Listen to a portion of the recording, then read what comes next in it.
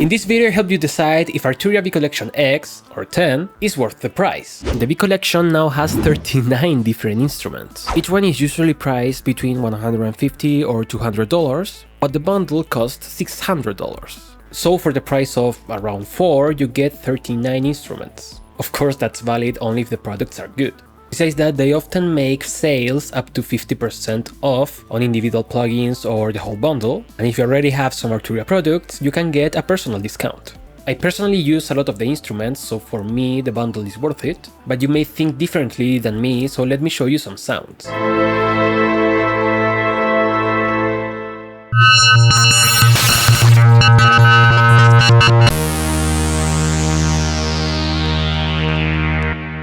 The thing is, each new collection adds more instruments, and this one is adding 8. 6 that are new to the collection, from which 2 are new releases, and 2 upgrades for instruments that were already part of the collection. The Wurlitzer is a classic electronic piano. It has been in the collection for a long time, and now it's on its 3rd version. Not only looks different with a better interface, it sounds brighter and a little bit more alive.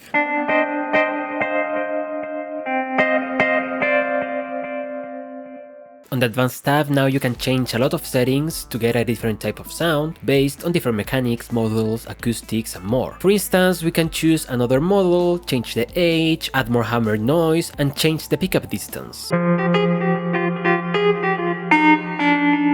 I wasn't a fan of the small pedals in the bottom, which are hard to read. Now we still have pedal-based effects, but with a better layout where you can build your own chain. You can even drag and drop the effects. Before that you could not change the order. And besides that, they added a rotary Leslie effect and a convolution-based reverb.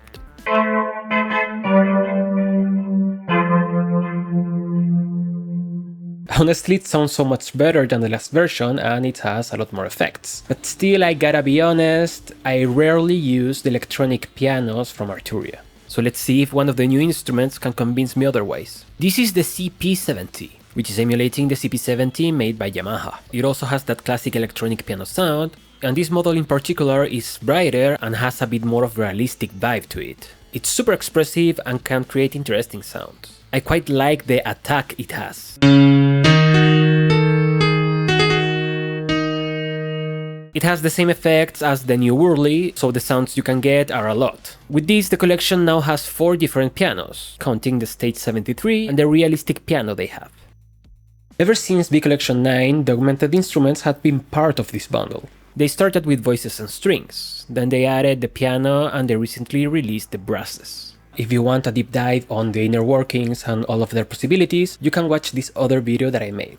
They promise high quality sounds from real-life orchestral instruments in a dual engine environment. It also has deep synth engines and a cool morphing knob similar to the one on the Polybrute.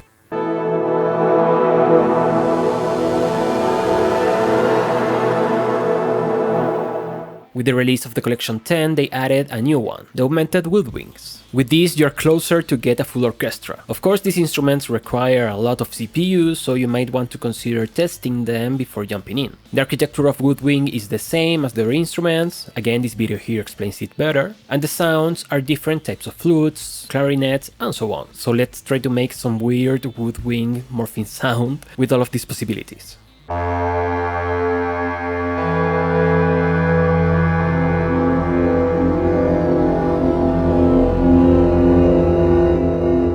Taking this concept of high quality audio from orchestral instruments and combining that with synth engines could potentially give a lot of interesting results for symphonic percussions. So please Arturia, do it! Next up, I'll ask you to like this video and subscribe to the channel. I know every YouTuber asks you to do that, but really it means a lot for us. And you can always unsubscribe later if you want. Thank you in advance. But I know that most of you want to see the new synthesizers. Let's start with Acid V. I already made a deep dive review on it and you can check that out right here.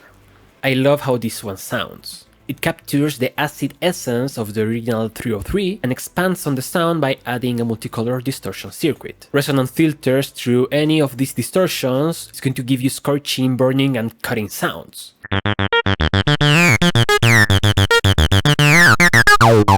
It's also really fun to play really low notes to get like droplets and weird textures.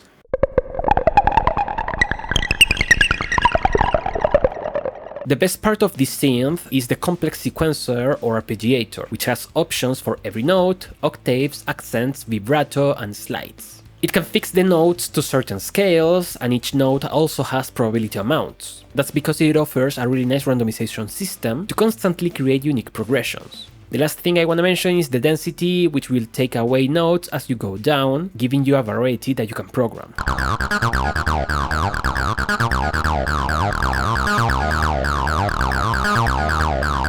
I really like this synth. I think it's my favorite from the new additions.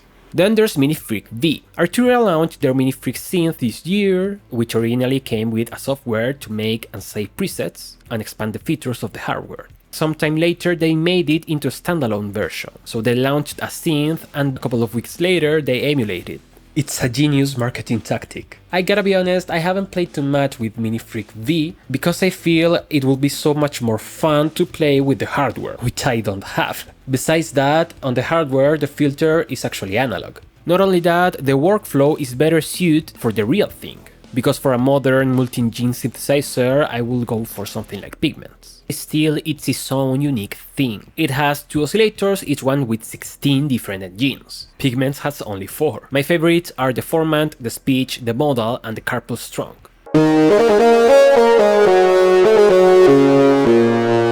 You can also set it to playing chords and has 4 voicing options: monophonic, polyphonic, unison, and paraphonic.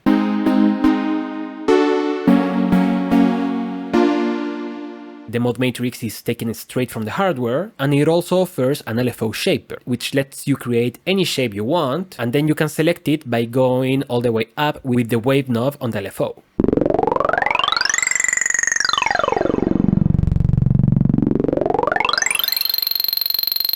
Finally, it has a really nice sequencer that's programmed like a piano roll, or if you want you can record the notes. It has a lot to offer, many unique features that are not present on any other synthesizer by Arturia, so if I somehow get a Minifreak, I will make tutorials, deep dives, and anything you want on it. Now it's time for one of the most popular synths by Arturia, which had a huge upgrade. I'm talking about their own version of the Minimoog. This is currently the Mini V4. They changed the UI to resemble better the classic Minimoog. On the surface all the parameters are the same, but it has a different sound, much better than the last version. Just take a listen.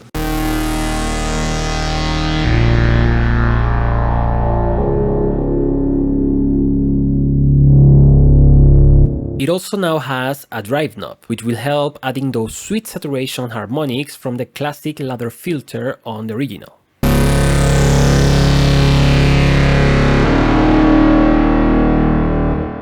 They added an LFO, an MSEG, and even an arpeggiator. Not only that, now it has keyboard mapping.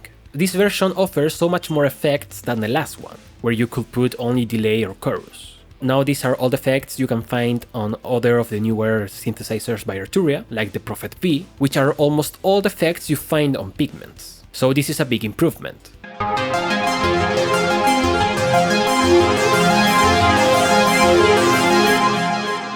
So for me the collection is great, but it's also true that nowadays we have a lot of different options for analog emulations and even from analog emulation bundles. So take your time to analyze what V Collection X is offering you, compare it with other stuff, and my recommendation is that you think, will I use the new stuff often? If the answer is yes, well, go for it. And by the way, you can use my affiliate link down in the description. That will help the channel a lot. So let me know what you think in the comments. Thank you so much for watching, and I will see you next time. Bye bye!